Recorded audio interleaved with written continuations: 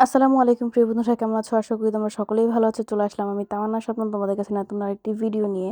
তো এটা হচ্ছে বারবিকিউ করার পরের দিন আমরা হচ্ছে ভুনা খিচুড়ি আর হচ্ছে চিকেন ভুনা দিয়ে হচ্ছে দিনটা শুরু করি। তো নাস্তা করেই হচ্ছে চলে আসি রান্নাঘরের সামনে হাঁস বাসার জন্য, কারণ হাঁস হচ্ছে আমার বাবা নিয়ে আসছে। এটা হচ্ছে চীনা হাঁস, এটা বাজার থেকে নিয়ে আসছে আমাদের কুলপুদ্দি চৌরাস্তার বাজার থেকে, আর কি চৌরাস্তার বাজার থেকে। তো মাদারীপুর চৌরাস্তার বাজার, তো সেখান থেকে হাঁসটা নিয়ে আসছে। হাঁসটার ওজন ছিল প্রায় 3 কেজি প্লাস। হাঁসটা কিন্তু অনেক বড় ছিল, তো ভিডিওতে কিরকম দেখা যাচ্ছে জানি না। এদিকে আমার আম্মু হচ্ছে ভাত রান্না করে নিচ্ছিল, আর এখানে লাউ শাক ছিল, আর হচ্ছে মানে যে ক্ষেত বলে চকের থেকে শাক তুলে নিয়ে আসছিল, ভুট্টা শাক। কে কার অঞ্চলে কি বলে তা তো জানি না।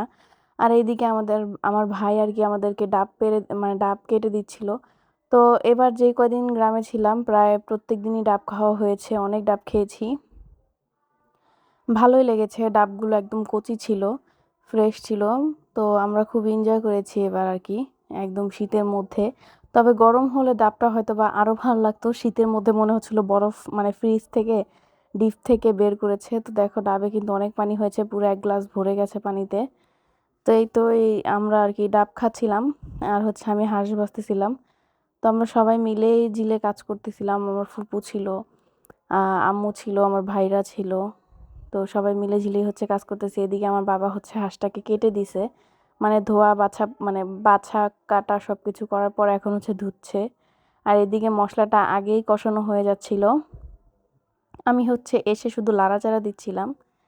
আর মাদারীপুর শহরটা আসলে অনেক সুন্দর।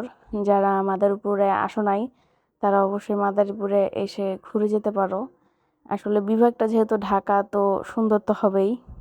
তো যারা মাদারীপুরে আসো নাই তারা অবশ্যই ঘুরে দেখবা, আসলেই শহরটা অনেক সুন্দর। কিন্তু এবার যেই শীত পড়েছে আমরা আসলে পুরোপুরি ঘুরতে পারি নাই।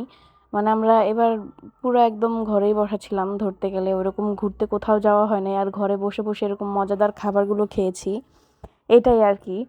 তো এখন হচ্ছে হাঁসটাকে আব্বু পুরোটা তরকারি কড়াইয়ের মধ্যে দিয়ে দিছে, এখন আমি একটু নেড়ে দিচ্ছিলাম। আর ওই যে মায়মুনাকে দেখতে পারতেছো, কুটুস বুড়ি রান্না করতে আসার জন্য পাগল হয়ে যাচ্ছিল। ও শুধু আমাকে বলতেছিল তুমি সরো আমি আসবো, তুমি সরো আমি আসবো। তো ওর শর্ট ভিডিওটা মনে হয় সবাই দেখেই ফেলেছো, ও হচ্ছে হাঁস রান্নাকে বলতেছিল ভাত রান্না করতেছে। যাই হোক, সেটা দেখে আসলে অনেক ফানি লাগছিল।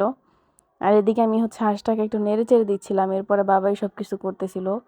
আর আমি এবার ভালোই হচ্ছে বেড়াইলাম, মানে কয়েকদিন ভালোই বেড়াইছি। তো রান্না বান্না শেষ হয়ে গেছে, এখন আমরা খেতে বসে পড়েছি। সবাই এখানে একসাথে খেয়েছি, দাদাও, আমার দাদা, আমার ফুফাতো ভাই, সবাই আমরা একসাথে, আমার ভাইরা সবাই আমরা একসাথে বসে গেছি। এখানে শাক, বোম্বাই মরিচ, আর হচ্ছে এটা হচ্ছে হাঁসের মাংস। তো এই তো গরম গরম দেখো, শীতের মধ্যে গরম গরম ধোয়া ওঠা হাঁস, ওফ, জাস্ট আমার ভিডিও ভয়েস দেওয়ার পর অনেক ইয়ে লাগতেছিল। আর এইদিকে হচ্ছে কুলপুদ্দি বাজারের এদিকে আসছি, এইখানে দেখি একটা হাতি। হাতিটা দেখে একটু ভিডিও করে নিলাম। হাতিটার পায়ে ছিকল বাঁধা ছিল আর রশি ছিল। তো হাতিটাকে দেখে একটু খারাপই লাগতেছিল, আবার আমার মেয়ে তো খুব আনন্দ পাচ্ছিল আর কি। হাতিটা দেখে আমরা হচ্ছে ভ্যানটাকে পিছনে নিয়ে আস্তে আস্তে যাচ্ছিলাম, ভালোই লাগছিল। এরপরে বাসায় চলে আসি এবং রাতের খাবার শুরু করি। আর রাতে ছিল হচ্ছে চালের আটার রুটি আর হচ্ছে হাঁসের মাংস। তো তো এই ভিডিওটা কার কার কাছে কেমন লাগলো অবশ্যই কমেন্ট করে জানাবা। যদি ভালো লাগে লাইক, কমেন্ট, শেয়ার এবং সাবস্ক্রাইব করে আমার পাশে থাকবা। আর সামনে আরো অনেক সুন্দর সুন্দর ভিডিও আসতেছে, সেগুলো দেখতে থাকবা। আল্লাহ হাফেজ।